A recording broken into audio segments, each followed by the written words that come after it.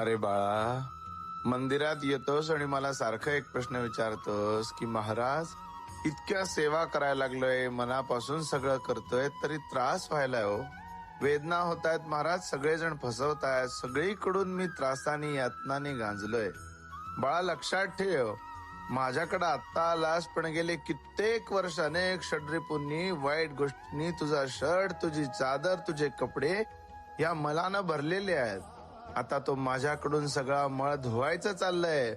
मग धुताना तो शर्ट आपटला जाणार, तो ठेचला जाणार, तो चोळला जाणार.